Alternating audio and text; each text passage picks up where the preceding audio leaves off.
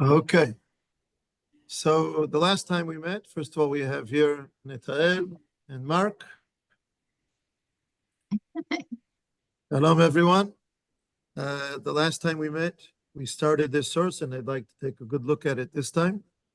And then I want to open a new aspect of this topic that we discussed. We said at the beginning that we would discuss. So let's start.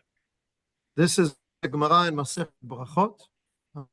Wait, you want me to share screen, don't you? Okay, we have it. Yeah, and we have to get to the beginning of it. Here it is. Okay, this is the source in Hebrew. We're going to share the screen for the English, and we're going to read the English. Okay, so it's a Gemara in Masechet Brachot. We mentioned it at the end of the previous session, and it says the following. Our rabbis taught, if one sees a crowd of Israelites, meaning Jews, he says, blessed is he who discerns secret, for the mind of each is different from that of the other, just as the face of each is different from that of the other. In Hebrew, the words are she'ein da'atam domer ze lazeh, ve'en partzufeihen domim ze lazeh. Clearly, partzufeihem is the way they look. Each person has a unique look to himself, and also ein da'atam, translated here as their mind is different from that of the other, based on the way Maimonides, the Rambam, uses the word deot. I think that the word deot is not minds, but rather it's more like the general picture of a person, more like personality traits. Each person is different than the other. It's not only about what his opinions are. When a person puts together, molds his opinions, it's more about the personality. But in any case, people are different from one another. And that is the secret of the blessing. Baruch Chacham Harazim in Hebrew. Blessed is the master. Blessed is the wise one. Chacham Harazim, who has the wisdom to discern secrets. Raz is a secret, because every person is different. And yet all people are created by God. But what is the secret here? It's not clear in the Gemara. It's not explained. No one explains what does it mean. What's the secret that only God knows? You say, Baruch Atah Hashem, Chacham HaRazim, the wise one of the secrets. What's the secret here? We'll get back to that. Ben Zoma once saw a crowd on one of the steps of the Temple Mount. He said, he saw a big crowd, as the Gemara says, if you see a crowd of Israelites, you say the bracha. So he said the bracha. He said, blessed is he who discerns secrets. And he added, blessed is he who has created all these to serve me. To serve me, at first glance, sounds, what would you say?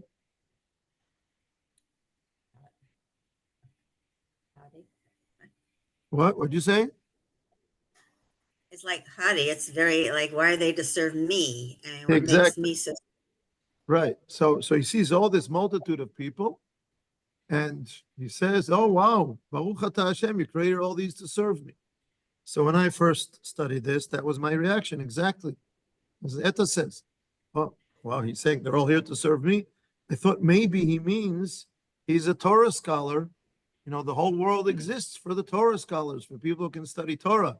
So these people go to work and they create all kinds of things, and they serve me because I'm a Torah scholar. I study Torah, I teach Torah, but I wasn't comfortable with it. We'll get back to that as well. The me here is not God then. Correct. He is saying to serve me. Blessed are you, God, you created all these to serve me. For he used to say, what labors Adam had to carry out before he obtained bread to eat. He plowed. Please correct my pronunciation if I pronounce it in a way that is not appropriate for any of your states. He sowed, He reaped. Found the sheaves. He threshed and winnowed and selected the ears. He ground them and sifted the flour. He kneaded and baked and then at last he ate. Whereas I get up and find all these things done for me. And how many labors Adam had to carry out before he obtained a garment to wear. He had to shear, wash the wool, comb it, spin it, and weave it. And then at last he obtained a garment to wear. Whereas I get up and find all these things done for me. So this is the description that Ben Zoma says. All these that were created to serve me. And he gives this whole description. So I don't have to go out and do all these labors to get food or to get clothing. The world is here there are people who prepare food. There are farmers. There are people who grow food, produce. They make the food. There are people who do the different labors, and then there are people who sew the clothing and so on and create the clothing, and I can just come and I have it. So this is the Gemara, just to add a point that's not the main point of tonight, but maybe it is. I will add later on, a few lines later, the Gemara says, Ula said, we have a tradition that there's no crowd in Babylon, meaning in Galut. A crowd is only in Eretz Yisrael. If you see what is it, the word in the beginning, a crowd of Israelites. In Hebrew, it's called Uchlusa, a large number of people. A large number of people doesn't count outside of Israel, specifically in Babylon, because that's where they were. It was taught a multitude is not less than 60. How do you pronounce this word? Myriads. Myriads. Thank you. Myriads. 60 myriads. 600,000 people. Myriads. Myriads. 10,000? Yeah. Okay. When do you ever see 600,000 people? Right. In one gathering? Yeah. Very often. Not very often. You go to a big concert in the Park Ayarkon, and you might get 100,000 people. You go to a big demonstration, you'll see 150, 200,000 people. To see 600,000 people together is quite difficult. I do believe once in the history of the state of Israel, first of all, once I was at a funeral in the 80s, there was said to be 300,000 people there. I did not see them all at once. I went in the procession, walked in the procession for a few minutes. Maybe if I stood there waiting, I could see 300,000 people passing by. I don't know if I saw them all at once. When Rav Avadia Yosef passed away, there was said to be in Jerusalem 800,000 people. Wow. I don't know. The streets were crowded. The roads, people had double parked. Kvish Begin in Yerushalayim. People had double parked on the side illegally, just to get to the funeral. And I drove by, and I took some people going to the funeral, took them closer, and went in a little bit to take part. But I thought if I would have gone up on a roof at that time, maybe that could count for seeing 600,000 people. But in any case, this is a detail that I'll get back to later. I'd like to go back to the two questions I asked. One is, what is the secret? And the other is, what is Ben Zoma saying when he says all these are created to serve me? And I would add the description of Adam, who has to labor, go through all these labors to achieve having food, and all these labors to have a garment to wear. And I don't have to go through all those labors. I have it done for me. What do you make of these two questions? Maybe that people have to be appreciative of the things that they get, that are done for them. I think Tova, taking what you said, maybe see, I'm not objective. I know something that I'm going to share with everyone soon. But tell me if you're kind of moving in that direction. So you're saying it's not only Ben Zoma saying me. He's saying everyone should appreciate that they have others. No one is alone doing everything on his own. Right. If you're a farmer, you still have to make food, but maybe you only produce the things that grow, and someone else prepares food. So you give him produce and he gives you food. Right. So there's a kind of a give and take here. Right. Yeah, there's a trivial aspect really, because Adam was just, I mean, by himself. Right, He didn't have anybody to do anything for him. I mean, he had to do everything right. by himself. Whereas in society, people have, you know, as you said, people do other functions, Right. but that's trivial. Okay. Also, people used to, and today too, farmers help each other. They work together to help each other the time of harvest, and so they help each other. So I think maybe that he's appreciative of the fact that he has things, but it doesn't mean that he is the one who Okay. grew them and who made them. I would appreciate that, but he doesn't say that here. He does say about people who do different labors, and he doesn't have to do all the labors. And actually, like you said before, there is not Right. one person who has to do all the labors. And Right. Mark says it's true that Adam was all alone, he had to do everything, and now no one has to do everything, but it seems trivial. But that's what I'd like to ask. Is it trivial, or is he making a significant point by saying this? Nathaniel. You know, contrary to what Adam did, maybe alone, maybe with also maybe the help of God. Today, we need the other to progress and to do everything. So alone, we can't do anything by ourselves. We really need the other, and we are part of the people. And for every small thing like bread or garment or whatever, we really need the other. So we can't do alone. Right. And what we can achieve as a people, we can't achieve alone. And can you connect this back to the question of what is the secret that we make the bracha, Baruch Chacham Razim, who discerns the secrets? What's the secret that the bracha is talking about? Is that, you know, everybody has, I mean, everybody's created equal in principle, right? But everybody has different talents. Everybody has different skills. And maybe that's Equal, but not the same. Right. In Hebrew, shavim avalo zehim, meaning equal, but not identical. one of them. Okay. And Everybody has their- different talents. Yeah, Excellent. everybody has their expertise, and you have to bring them together in order Right. to make a whole. Everybody has their expertise, and another difference between people is that every individual has his or her interests, traits.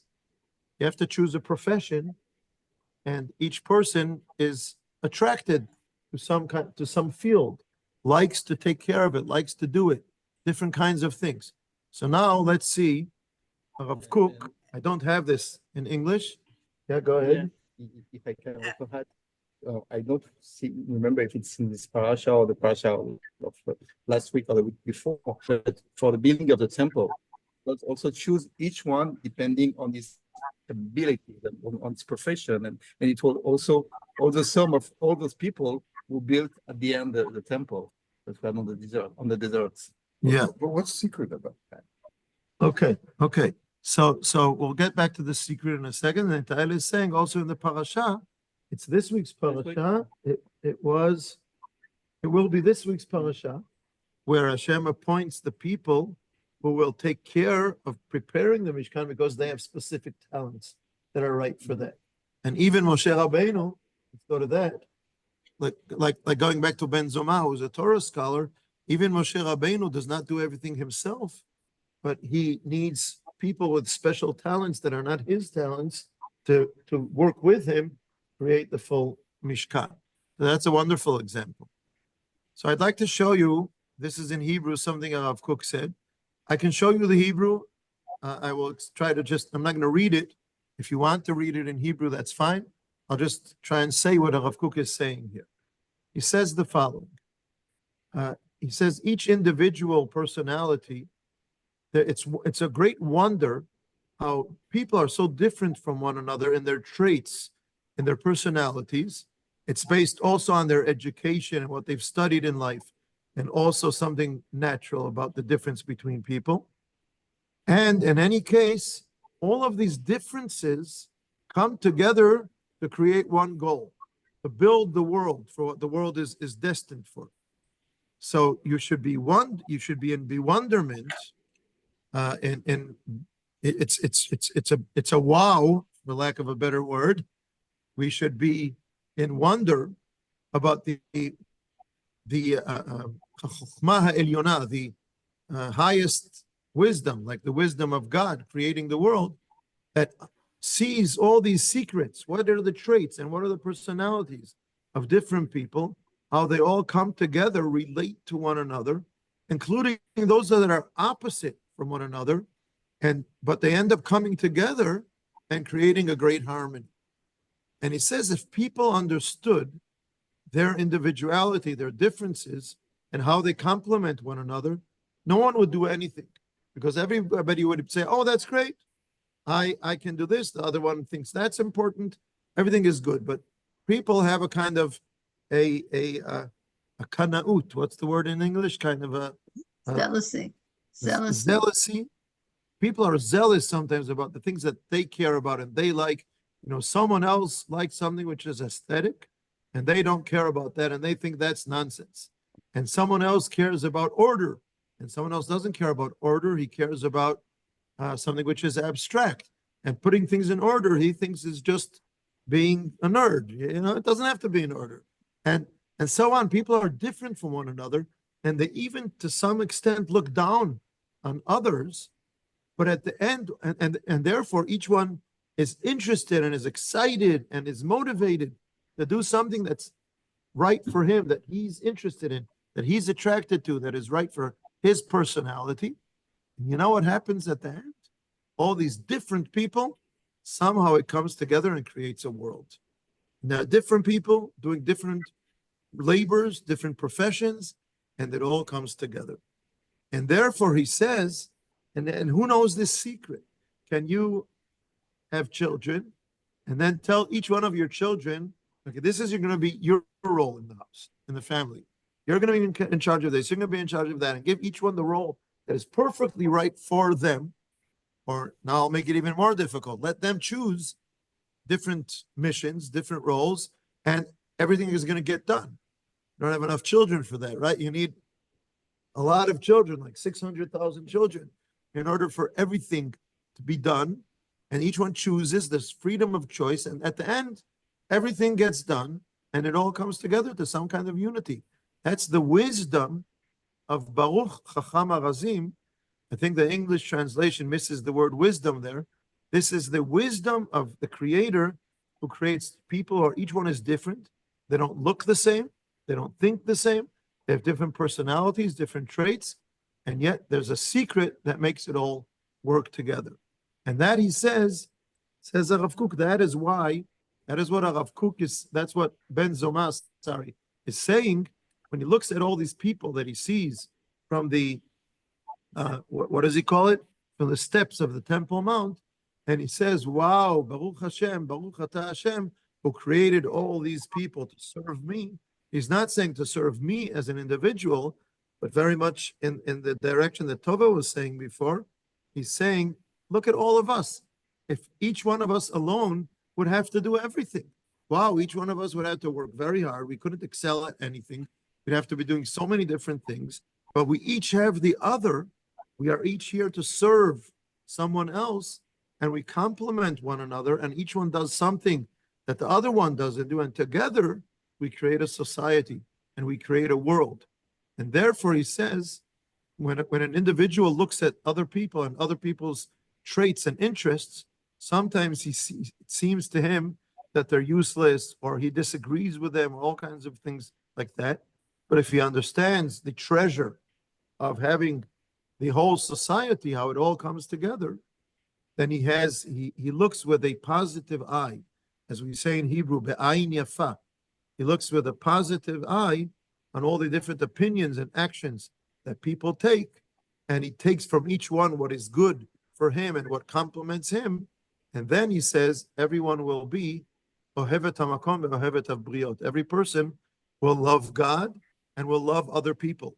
And that way you can love people who are different than you if you understand that they are complementing something that you need. In another source, or let me just finish this before I say the other source. I didn't think of it before. And says Rav Kook, also for different professions, we need different traits. You need different personalities for different professions. I don't intend to hurt anyone's feelings, but how do you say in English? Ro'eh cheshbon? A bookkeeper, account- an accountant. don't think I could ever be an accountant. I could possibly maybe be a gardener. I don't think I could possibly be an accountant. I wouldn't want to. And thank God there are accountants, because I sometimes need an accountant a few times a year for some issues of taxes. And it's so far from my personality, but somebody has to do it. And it's so good that somebody does it. So, so each profession needs a certain kind of personality traits and interests and things that motivate you. And that way, understanding that all the different, so Ben Zoma is looking at all this large group of people and saying, wow, this is so wonderful. Baruch Atah Hashem, you created all these people to serve me. I do my share, and they're all serving me. And everyone can look at everyone and say, wow, I'm doing my thing, and everyone else is serving me, and we're all serving everyone together.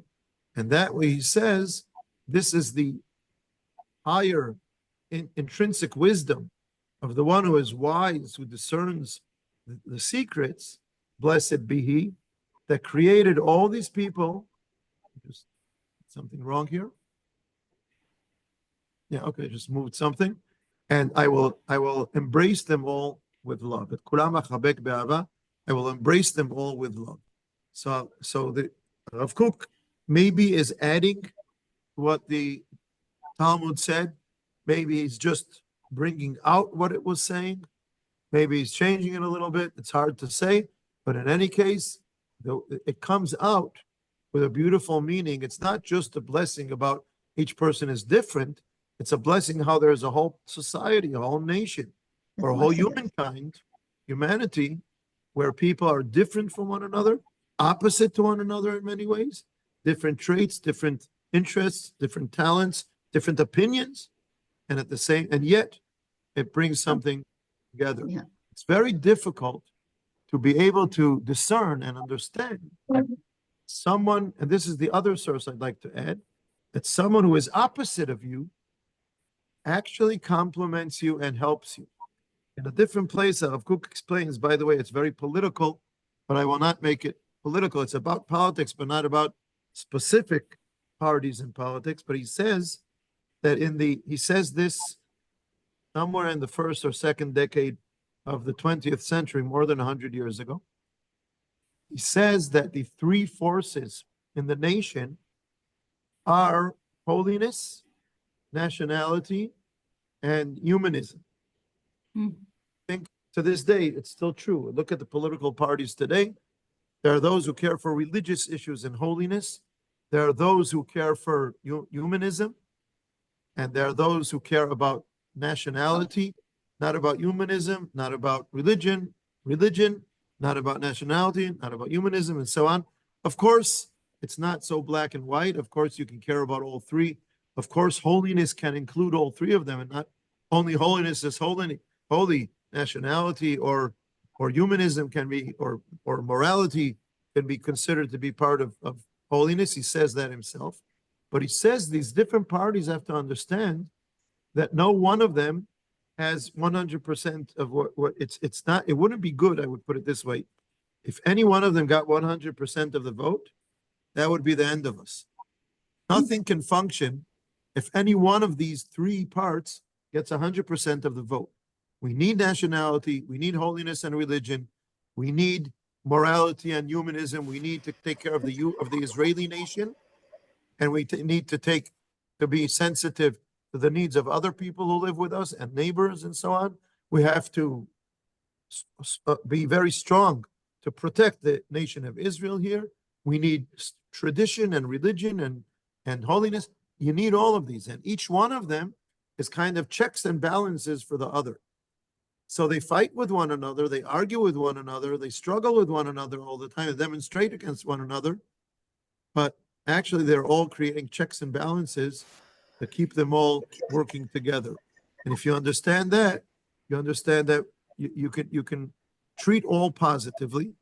And he says, if you totally understood that, you wouldn't be demonstrating for one side. Well, we need you demonstrating for your corner in the triangle.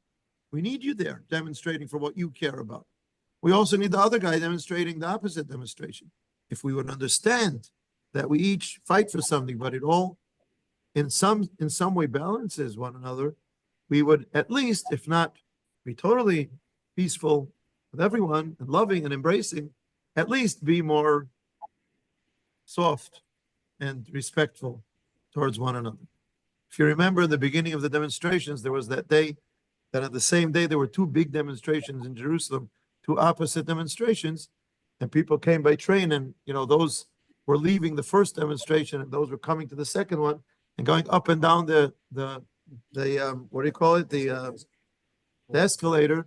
They were kind of giving high fives to one another between the two demonstrations, which was nice. Pass the flag to the other. Pass the flag. That's great. It's not always so beautiful, but that was a beautiful picture. Okay, I'm going to shut up a little bit. If anyone wants to say something, please do. But notice that he says that the fourth line before the end, it says, "Et kulam ehov v'kulam achabed." Right. This is very, very important. Yes. Whether you argue with people, you still have to, Hashem looks at us and he likes the fact that we interact properly with each other. And it's also, we have to like each other, and Hashem likes us because we like each other. That's, I think, very important. And we respect.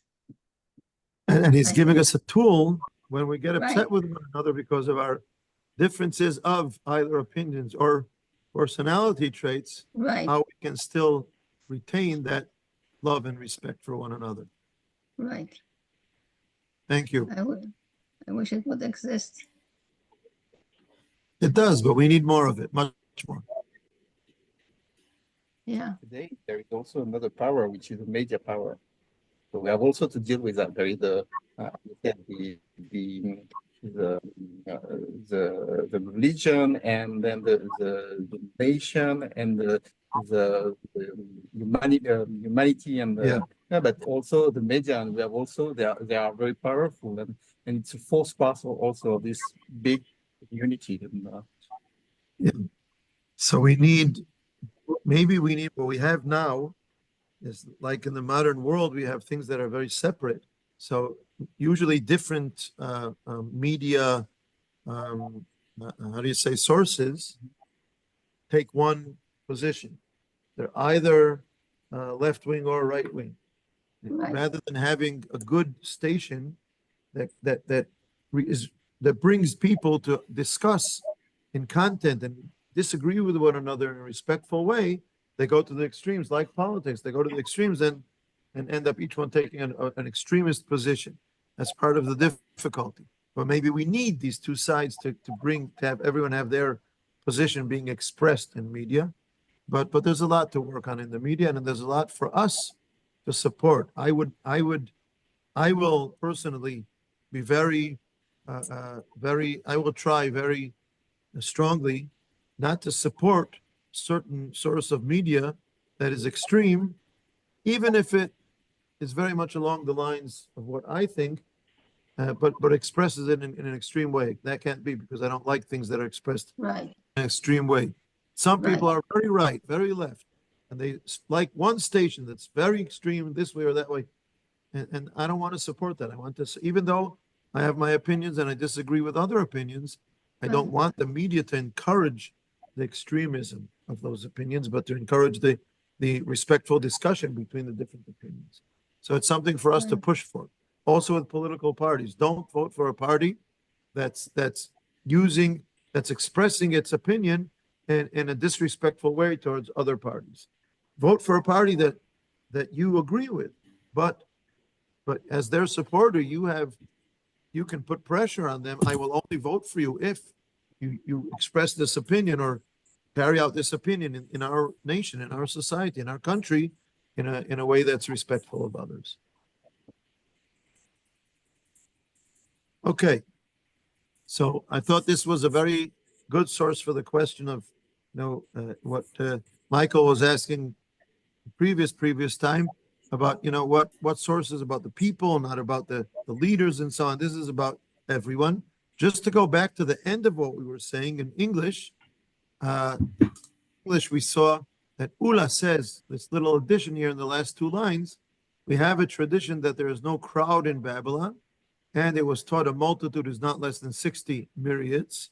So Rav Kook explains, and this is, it might not have to do, or it might, yes, actually it does have a lot to do with what we're saying, but he explains that the idea of the klal, not the individual, but the society, in its elevated form, berum ma'alato, it has to have two tools. One is the country, the state, not the state politically, the place where we are, haaretz, the land, and the number. It has to be the land of Israel, and it has to have a certain number. He says the land, holy land, Eretz Yisrael. I think it's, I'm sorry. Yeah, I yeah. think One second, one at a time. I mean, one at a time. I mean the land, and then Go the ahead, number. go ahead. Haaretz is the holy land. You can't bring together the nationality of Israel anywhere else. Meaning, if you gather Jews, you can have 5 million Jews in the Soviet Empire or 5 million Jews in the USA, but it's not the nation of Israel. It doesn't bring out the nationality of Israel when it's under a foreign government. We can only stand and move forward as a nation in our land, in our independent state, in our independent land. So that the only place where we will express what Am Yisrael is supposed to be is in Eretz Yisrael. And with the land, he says, you have to have the right number of people, because if you have a minyan of 10 people, okay, you can daven, you can say a full prayer, but when it comes to certain times in the year, like even Shabbat, certainly Chagim or Yom Kippur, your prayer is going to be a little shvach, as we say. It's not going to be strong, and you're going to create a new settlement, and you're going to have 5 people there. Can you call it a new yishuv? Can you call it a city? It's a place where 5 individuals live. You need numbers to create something that carries the right weight of a country, of a nation. And therefore, he says, these are the issues of the land and the numbers. Where do we take the number 600,000 from? Clearly. Yetziat Mitzrayim. Exactly. We take it from Yetziat Mitzrayim. He says, this is the number that we had at the time of Yetziat Mitzrayim, the number that's mentioned in the Torah. So we stick with that number, because it shows of the continuity of Am Yisrael and what are our values and what we are about in the world. We are about the name of Hashem and the Torah and Tikkun Olam. So we stick to this number. And then he says, and here you're going to discover how much of a chassid I am of Rav Kook.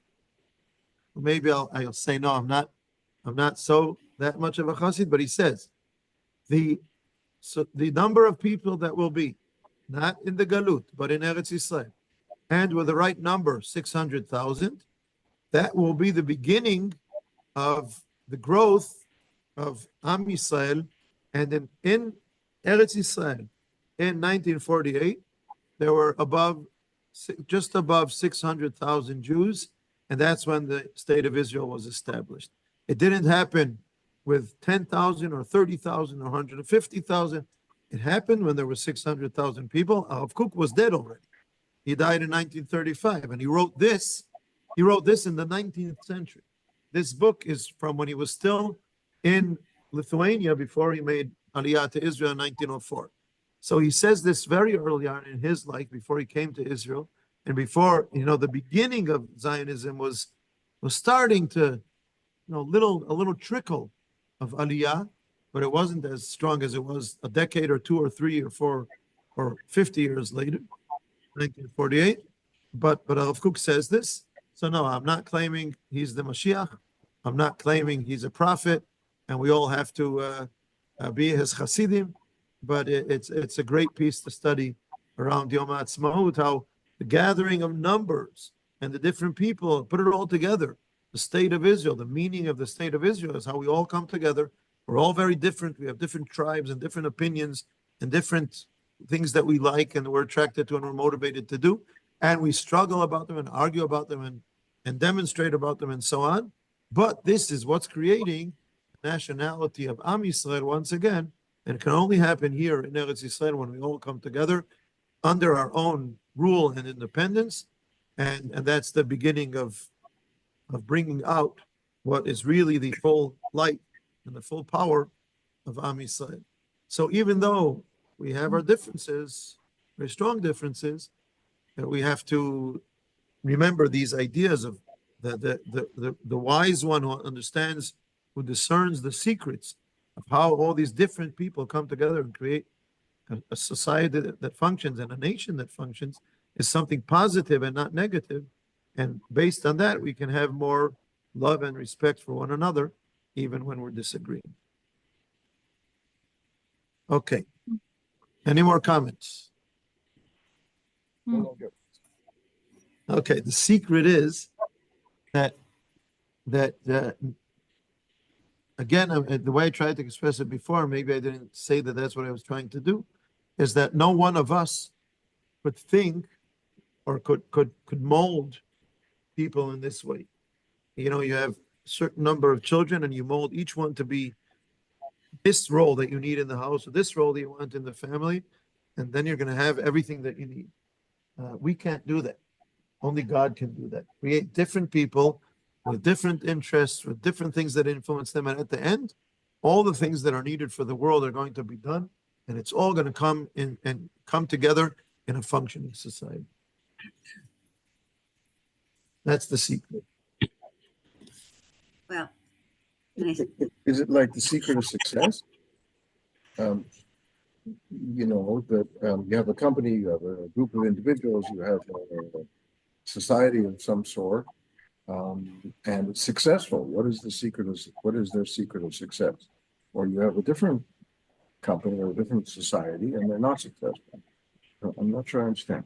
It does, I do believe it has to do with, meaning if you're a CEO of a company, you don't want to bring a whole line of people who do exactly the same thing and have the exact same opinions and the exact same talents. You look for different people with different talents and you put them together. On that level of a company, we may have the wisdom to be able, some of us have the wisdom to bring together these people and create a very successful company. But can you create these people? Can you mold these people? Can you, there was a movie, I never remember what it's called. There was a movie we saw once. It was about someone who it was the idea of what do you call it when you, rather than people that we can recreate people, what's the term? Clone, that we can clone people. Thank you.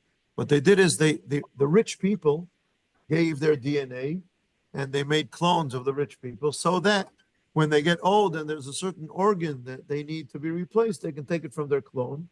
And their clones were raised or you know, in this kind of prison where they had numbers and not names and so on.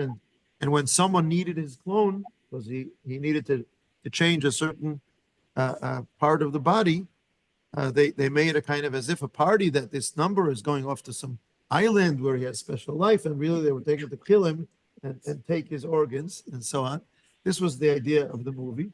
The thing I liked about the movie was that there's a man and a woman there who, two things happen. First of all, they have feelings for one another, meaning you can't lock people into numbers and they don't have human needs and human feelings and so on. The other is they started having feelings and memories of who they are and things like that. They ended up escaping from the place, finding out what it's all about and whatever. But it was an interesting movie in that sense. So what I'm saying is, you can't, let's say you can clone people or create new human beings from DNA and so on. You're not going to be able to plan and mold all the different kinds of people that you need. It's much more intricate than that. And when a person is born, we cannot say in advance what kind of personality he has. As I always like to say, people see two children from one family and they're very different from one another. And they say, you are brothers or brother and sister or sisters. You grew up in the same house and you're so different. I always say, no two children grow up in the same house.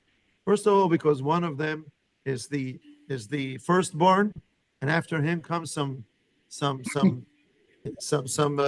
nudnik, how do you say in English? some irritating little baby who gets in the way. And the second child has this big older brother or sister, older sibling who beats them up all the time. Nobody grows up in the same home. So, but you can't plan it. And one is going to like this and one is going to like that. And we can't mold it in that way. God kind of molds us all, creates all human beings, or as the rabbis say in a different place, a king, or in our world today, a state creates a coin. And in the time of the kings, they would make the coins with the picture of the king. And all the coins were identical. That was the idea. This is all my coin. But God creates an endless number of human beings, and each one is different. They look different, they have different personalities, and yet he manages to create them in a way that everyone has his place in society, and it all comes together. It's partially using part of that ability by choosing the right people is the wisdom of a very talented CEO or a person who brings in the new people for a workplace and things like that. But you can't create it. That's the wisdom, I think. Okay. So this is a certain, we've gone through all kinds of sources in the beginning about the necessity of retaining a joint framework for us as a people, as a people with a religion. As a religion, we need, not everyone doing their own thing, but some frameworks that we have to have joint decisions, like not so different from a state with a democracy and different opinions, but you have to have certain decisions about laws, and also you also have to have a certain national vibe and environment and festivals, festive days and days of mourning and things like that. And we all do that, and it's balanced with, yes, there is a lot of space for individuality, for different traits, even within Torah and Halakha, and the frameworks of Torah and Halakha. We all are committed to a certain number of mitzvot and halachot, and within that, you can focus. You can say one mitzvah is more important for me than the others, and you're not exempt from those you're not exempt from, and yet you can focus on one of them, put a lot of energy into one thing that you like, and we can still be so different, so very different from one another in many different ways, both in our secular individual lives and even in our religious, in the way we religiously carry out the mitzvot and adhere to the obligations of the religion. And here is where I'd like to make another step in the direction of something we said at the beginning that we would do, and that is to start discussing, make an opening today, and continue with it the next time we get together. I'd like to begin by opening up the question of where does all this, how does all this relate to something that we deal with today in the people of Israel, and that is different denominations.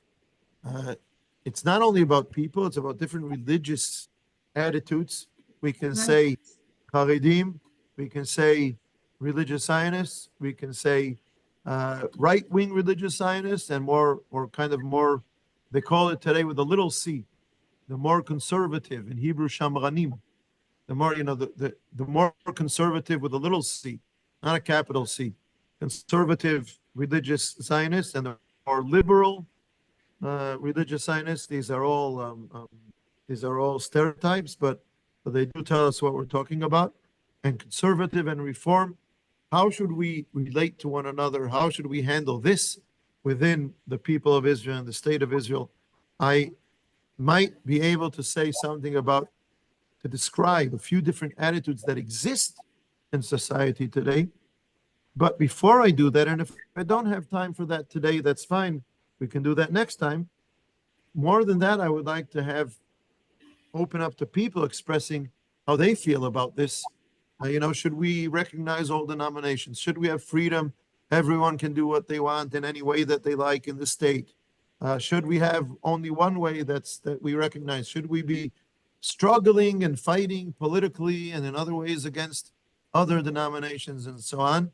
Just remember that everything is being recorded. So you want to say something, that's okay, but someone might catch up with you one day.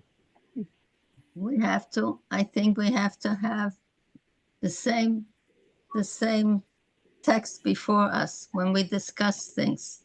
And we have to come out from one text. We cannot come out from some people that disregard the text. They don't want to have anything to do with it. They don't even care what it says in there. And then there are others that take it to different directions. So I think we have to have one agreeable text that we can discuss, that our existence as a nation depends on it. In other words, what I'm trying to say is, if somebody says, I don't want my kids to study Bible in school, what is this kid going to grow up knowing? Why is he here? What gives him a right to be in this country? What gives them a reason to be in this country? Or what doesn't give him a reason, right? What gives him the reason to be here? So we have to have something in common that everybody has in front of him. We cannot just say things, to say things. I don't want to be part of the religion, but I want to live here. So what gives you the right to live here? Anybody else has the same right to live here. If you don't have any special rights, what gives you the right to live here? That's Okay. how I feel. Thank you. Well, I think respect of people is one thing, but if you have to live as a common nation, you have, like Tova said, you have to come with the facts. You have to at least agree on the facts that you're discussing, because coming from the States and coming from Fort Worth, Texas, and working with the federations and everything, I see problems if you do not have a common structure.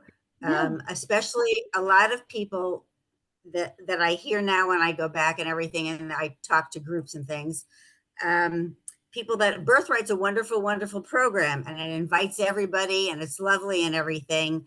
But if a modern Orthodox girl or whatever, or a boy meets a Reform kid, it normally wouldn't be a problem unless it's patrilineal descent. And then it becomes a problem. So if you do not agree on what the rules are, you have problems in the end. And then everybody Right. has hurt feelings. And then you buy feelings instead of what is halakha. So Right. it's an issue. Right. So if I understand what you're saying, so Tova chose the text. It should be the common basic infrastructure for us as a nation, and that would be the Tanakh. I think Right. Tova was saying that, study Bible. What would you say, Eta, is that those common facts that should help us all function together? Right. But Well, what is good? Right. Well, I mean, let's just the Eta, basic yeah. thing that they talk about in the US anyway, and maybe other diaspora nations, is that who is a Jew? And if you can't figure that out, that's a big problem and everything. I know other parts of halakha, like I once went to I was a mashkia back in the States at one time, and I went to a camp, a day camp, a sleepaway camp, and they want people, it wasn't a kosher camp, and they want people that went there wanted to be kosher. And when I said, why don't we make the kitchen kosher? They said, oh, but then you'd think that would make people think they have to be kosher. So they didn't want to do that. So I don't know that that's the most important thing, other than you can't go to each other's house. When I was on Young Leadership Cabinet for it was teaching people to be leadership in the United States, I said, if you want to invite anyone to your house, the one common thing you can have is a kosher home so that everybody can eat there. And a lot of communities do have, at least when they have their functions, a kosher function. In Fort Worth, Texas is not. The Jewish Federation is not kosher. The other things are not kosher, so it does not let everybody come together. So you have to have a few things that you can at least agree on and respect of each other, or you can't have a common nation kind of thing. You have fights, you have arguments, and you have hurt feelings. I hear from our French friends, Natalia is here to represent them, that there's something called the Tzofim Tzarfatim. Right, that they have it in Europe, and now they have it in Israel, because there are a lot of Olim, Baruch Hashem, from France, and there was something that worked very well for them when they were not in Israel. They keep it functioning here. I think they even go sometimes to Europe to join something in a larger group of this movement. And one of the things they have is, they call it in Hebrew a minimum mishutaf. Say they have a a joint and agreed upon minimum, meaning when you go home, you don't have to be religious. You come to Uh-huh. Sophia, to the Scouts. French Hebrew Scouts. So, for instance, it doesn't mean you have to individually keep all of Ilchot Shabbat. But let's say you're going to be without a phone on Shabbat. You'll be on Shabbat without your phone, okay, in public areas or things like that. So you want to have a sleepaway camp together, you have to have certain things that we agree on. And what everybody does in their individual home, they can do. And that way we can function together and respect one another, which on the one hand is very nice. It would be beautiful if we could have that in the state of Israel. I think there are groups, because of the very powerful and painful strife that we had in the previous year, there were born different groups of people are very different from one another. They're trying now to create something like that, where there will be some kind of joint decisions and what is the joint minimum that we can all agree upon, so that we can live with that. But I have to say it's extremely difficult to attain. It's easy if one side is willing to respect the other. But what's happening now is that the side that, the side that was always asked, to put it this way, to kind of give up on some of their ekronot, and their principles. Now they want, let's make it two-way. So, if one principle is, I respect your Shabbat, how are you going to respect my Shabbat? A person who's not religious, they say, fine, I'm willing to, give in on some things, give up on some things for you. What are you willing to give up on for me? How can we make this work? They used to say, when they would have religious and non-religious meetings, people meeting, that, the religious would invite the non-religious, you're very welcome to come to us for a Shabbat. And, you do whatever you want in your room, but, in public areas, keep Shabbat in our home and so on. You'll see a traditional Shabbat. And it came up sometimes, okay, and when are you going to come for a Shabbat to my non-religious Shabbat? When are you going to come with me on a tiyul on Shabbat and see my non-religious Shabbat and so on? Or come to my house for Shabbat and have a meal in my non-kosher and not Shabbat keeping home? How do we, I understand the concept.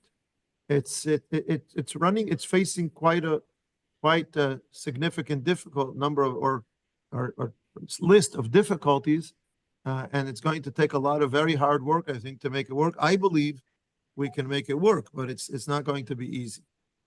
It's not simple. We're getting back to education.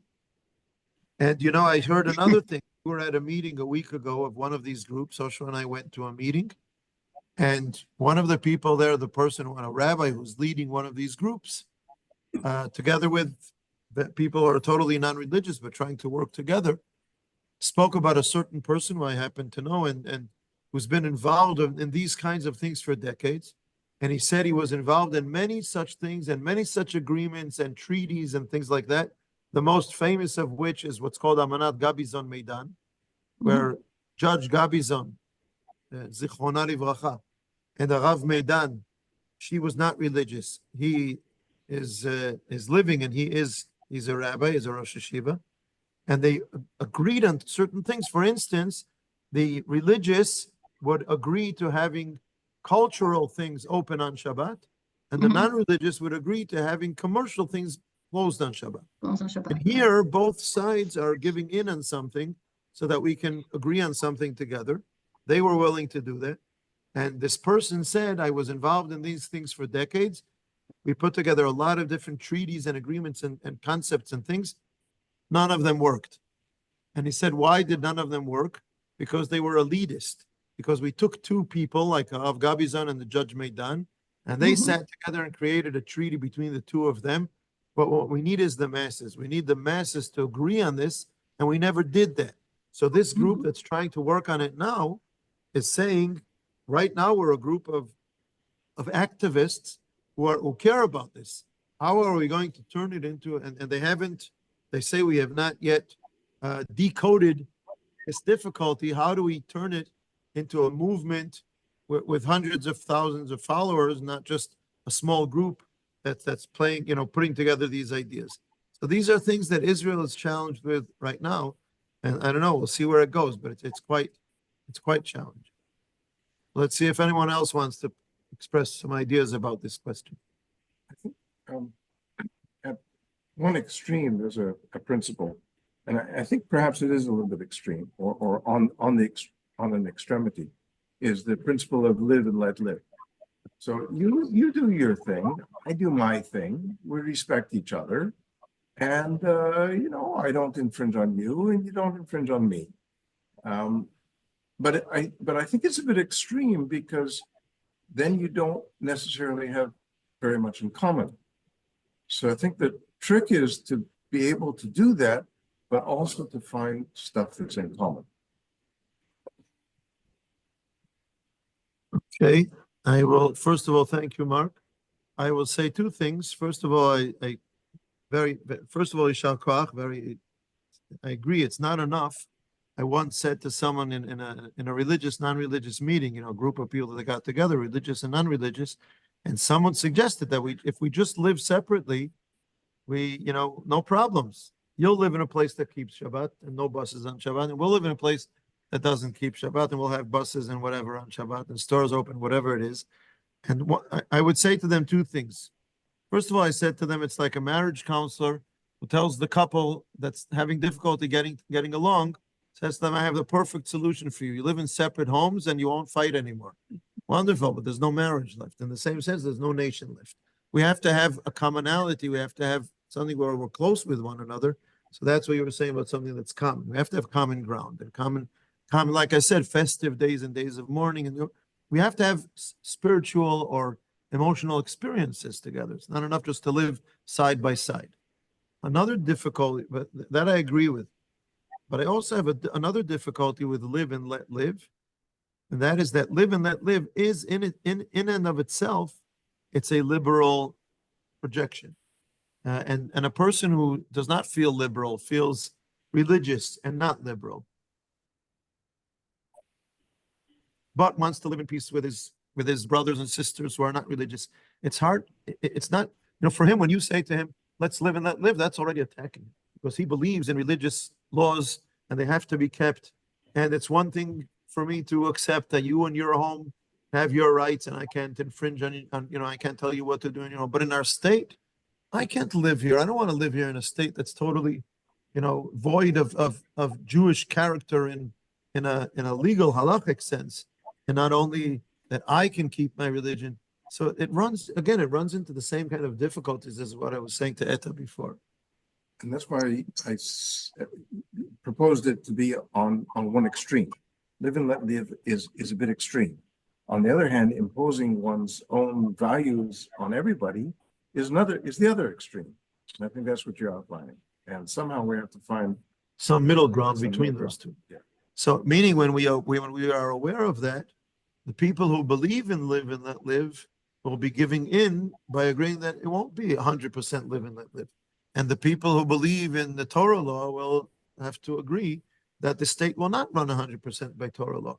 And can we agree on 10% from this side and 10% from this side, that each side is not really truly comfortable with, but I have to do it to remain so-called married to the other side of my nation, that for that it's worth accepting.